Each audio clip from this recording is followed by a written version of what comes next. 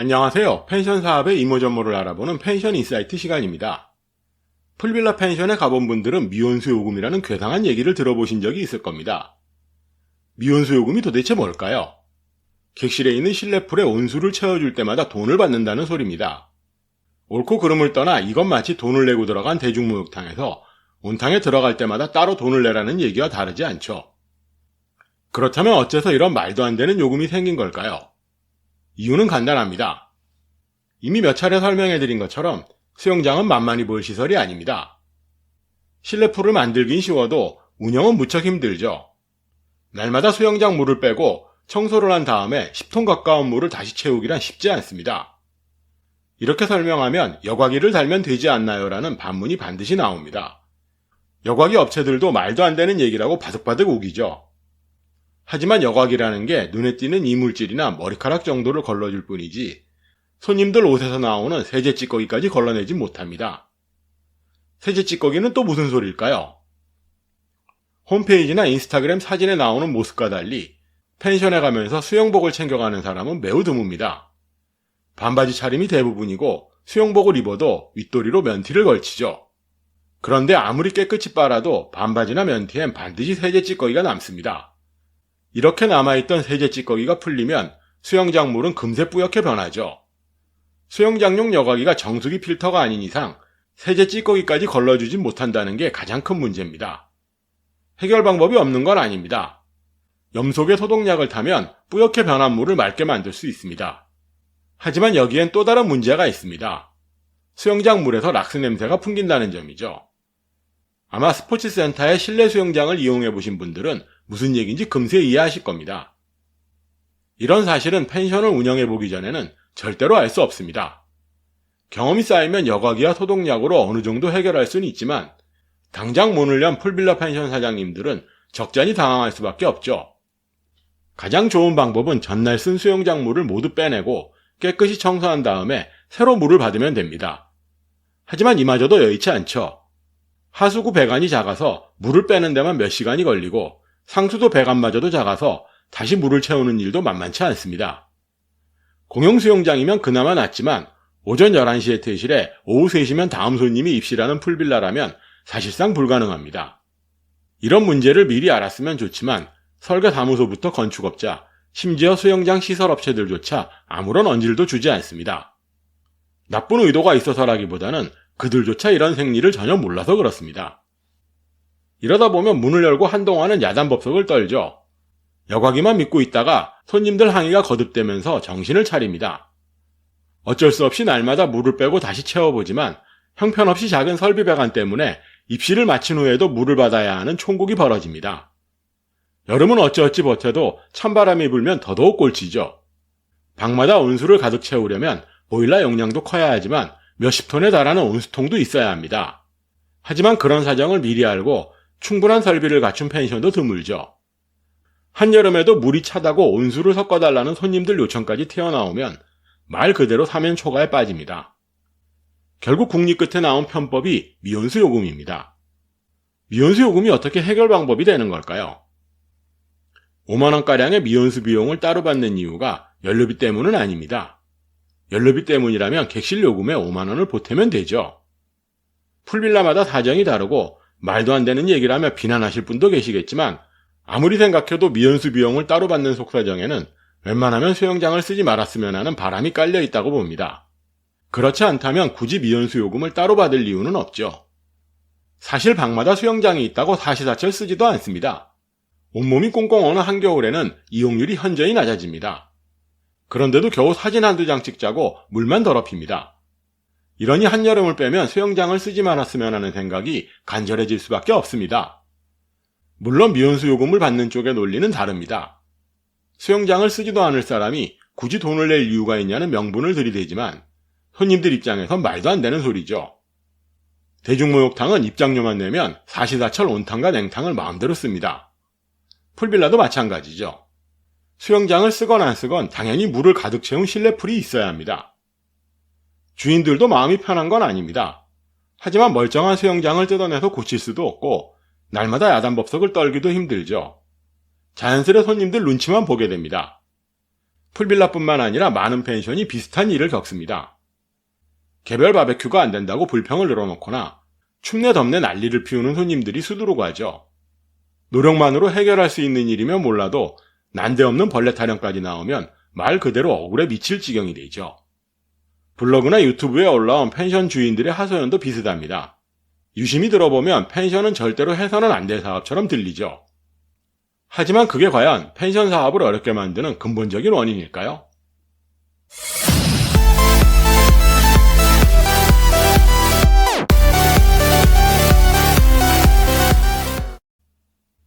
펜션 사업에 관심을 가지는 순간부터 이런 생각이 들죠. 도대체 이렇게 펜션이 많은데 과연 다들 장사가 될까 하는 의문 말입니다. 저 역시도 펜션 시장 조사를 하던 초창기만 해도 굉장히 의아했던 부분입니다. 지자체 하나에 있는 농어촌 민박 숫자만 해도 2,000여 개가 넘는 지역도 많고 펜션 홈페이지를 둘러봐도 장사가 되는 펜션은 많지 않습니다. 심지어 검색 결과 첫 페이지를 빼면 굳이 이 모든 곳을 들여다봐야 하나 싶은 생각까지 듭니다. 하지만 펜션 사업의 성격을 이해하면 의문은 쉽게 풀립니다. 4만여 개에 달하는 펜션 중에 대부분은 농어촌 민박입니다. 농어촌 민박은 특별한 시설이 아니죠. 건축물 대장상 단독주택에 불과합니다. 그래서 장사가 되든 안 되든 문을 닫는 경우는 거의 없습니다. 따로 가게를 얻어 꼬박꼬박 임대료를 내야 하는 다른 장사와는 전혀 다르죠. 예약이 없다고 자기가 사는 집을 팔아넘기는 일은 거의 없습니다. 팔아버리려고 해도 장사가 안 되면 본전도 못 뽑죠. 결국 4만여 개의 펜션 중 7, 80%는 펜션보다는 그저 주인이 사는 집에 불과하다고 보면 됩니다. 그렇다고 마냥 못 버는 건 아닙니다. 주말이나 여름 한철 매출만 해도 상당합니다. 이러니 굳이 자기 집을 팔아버릴 생각은 안 하죠. 원래는 손님이 왕이라는 논리가 통하지 않는 사업이 민박입니다. 민박은 말 그대로 주인이 사는 집에 나그네가 돈을 내고 하룻밤을 묵어가는 곳이죠. 그래서 손님에게 살갑게 구는 건 당연하지만 주객이 전도되는 꼴까지 보면서 할 일은 아닙니다. 실제로 펜션에 오는 손님들 대부분도 이런 사실을 잘 압니다. 요즘은 세태가 많이 달라졌지만 불과 5, 6년 전만 해도 인기 많은 펜션에 오는 손님들은 다들 주인 눈치 보느라 어쩔 줄을 몰라 했습니다. 그래야 하는 펜션이 이 지경이 된 것도 그놈의 돈 때문입니다. 돈이 된다는 소문이 퍼지면서 생활숙박업으로 덩치를 키운 펜션들이 우후죽순 늘어났죠. 농어촌 민박도 한꺼번에 여러 채를 지어 규모를 키운 곳들이 많아집니다. 사업자 등록증이 2-3개씩 되는 펜션이 많아진 이유도 여기에 있습니다. 당연히 객실 숫자도 늘어납니다. 70평 규모의 농어촌 민박은 방이 아무리 좁아도 5-6개 이상의 객실을 뽑긴 힘들죠. 하지만 덩치 큰 펜션은 정반대입니다. 20개 남짓한 객실을 가진 펜션도 수두룩하고 관광호텔 허가 기준에 맞먹는 객실 숫자를 자랑하는 소규모 리조트급 펜션도 있습니다. 저도 객실만 40개짜리 펜션을 손대봤던 경험이 있네요. 손님이 왕이 된 시점은 이때부터입니다. 펜션은 손님이 왕이 되어서는 안 되는 사업입니다. 주인과 손님은 동등한 관계일 뿐 손님들 비위까지 맞춰가면서 돈을 벌 일은 아니라는 소리죠. 세상 사는 일이 다 그렇지만 주인 속을 뒤집는 손님이 있긴 합니다. 많아야 1년에 한두 팀이지만 진상 고객을 한번 겪고 나면 당장 때려치우고 싶은 생각이 들죠. 하지만 정반대로 아무런 진상도 떨지 않고 조용히 돌아가는 손님도 많습니다. 솔직히 이런 사람들이 퍼뜨리는 입소문이 훨씬 더 무섭죠. 자, 이쯤에서 우리 모두 진지하게 생각해보죠. 도대체 손님들이 펜션에 와서 진상을 떠는 이유는 뭘까요? 그리고 많은 펜션이 손님이 왕인 양 떠받들게 된 이유는 또 뭘까요?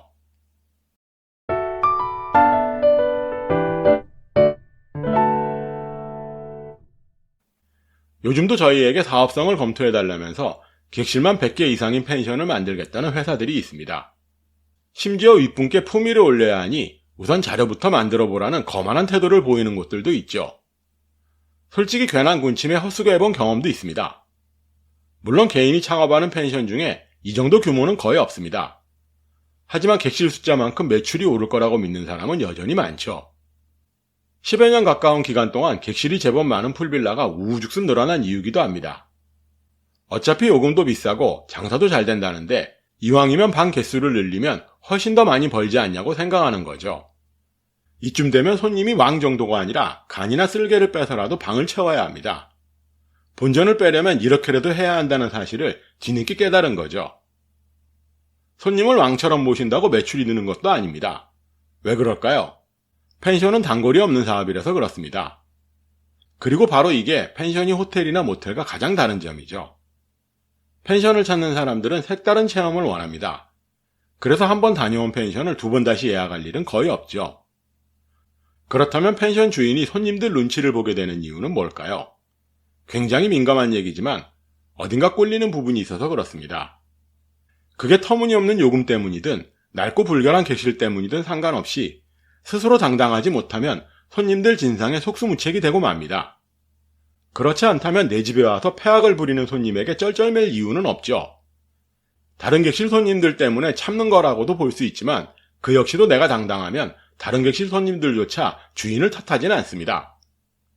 손님들이 야단법석을 떠는 이유도 마찬가지입니다. 홈페이지로 보았던 객실 사진과 똑같다면 굳이 진상을 떨 이유는 없죠. 내가 낸 돈과 펜션에 오는 동안 품었던 기대가 어긋날 때만 화를 냅니다. 그렇다면 이게 펜션의 규모와 무슨 관계가 있을까요? 규모가 크고 방 개수가 많을수록 주인이 신경 쓸 부분은 많아집니다. 남의 손에 맡긴 청소가 얼마나 깨끗할까요? 청소를 마친 방을 일일이 확인해도 놓치는 부분이 많죠. 문을 열고 한동안 손님이 많으면 특히 더합니다. 밀려드는 예약 전화를 받느라 청소 확인은 고사하고 전날 온 손님들 얼굴조차 기억해내지 못합니다. 계속해서 장사가 잘 되면 몰라도 어느 순간 예약이 줄면 점점 더 손님들에게 절절매게 되죠. 다시 올 손님이 아니라는 걸 뻔히 알면서도 노심초사할 수밖에 없습니다. 그렇다면 어떻게 해야 이런 일이 벌어지지 않을까요? 무엇보다도 스스로 당당한 펜션을 만들면 됩니다. 제가 평소에 펜션 창업은 정확한 테마부터 정해야 한다고 말하는 것도 단지 빛 좋은 개살구 같은 얘기가 아닙니다. 내가 만들 펜션이 커플들을 위한 곳인지 가족들을 위한 곳인지에 따라 손님을 가려받을 수 있습니다. 애견 펜션은 반려견을 키우는 사람들이 깜빡 죽게 만들면 되고, 키즈 펜션은 아이들 등살에서 잠시 벗어나 편하게 쉬고 싶은 엄마들을 위해 최선을 다하면 됩니다.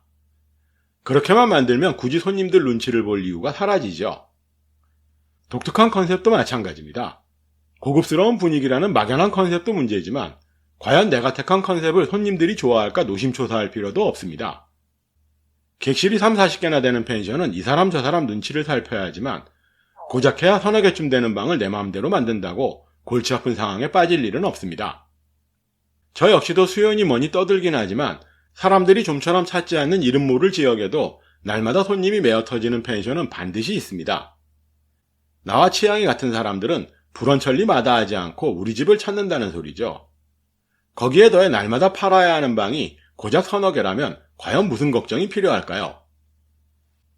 이와 정반대로 규모만 큰 펜션은 확실한 테마나 독특한 컨셉 따위 눈 씻고 찾아보기 힘들죠. 심지어 방 개수가 많으면 제대로 된 풀빌라도 만들기 힘듭니다. 심지어 붕어방 같은 객실에 인터폰까지 단 곳도 많습니다. 인터폰이라는 게 어디 가상키나 한 일일까요? 겁도 없이 남의 집에 와서 인터폰으로 주인에게 수건 좀 갖다 달라는 꼴까지 보면서 해야 할 사업은 아닙니다. 요즘은 의뢰가 거의 없지만 한때 펜션 리모델링 공사를 싹쓸이하고 다닐 때만 해도 가장 먼저 인터폰부터 없애버리곤 했죠. 펜션은 손님이 왕이 되면 안 됩니다. 내가 왕이 되어야 의미가 있는 사업입니다. 이런데도 현실은 딴판입니다. 자존심만 센 사람들은 펜션의 앞뒤 맥락 따윈 젖혀두고 평소에 꿈꿔왔던 크고 근사한 펜션에만 매달립니다. 물론 모든 사람이 그렇다는 건 아닙니다. 자존심 대신 자존감이 높은 분들은 현실적인 조언에 귀 기울일 줄도 압니다. 그래서 손님들 눈치 보지 않을 당당한 펜션을 만들죠. 여러분 생각은 어떠신가요? 과연 얼토당토하는 얘기에 불과할까요? 우리 모두 진지하게 고민할 부분이 아닐까 싶습니다. 지금까지 펜션 비즈니스 포럼이었습니다.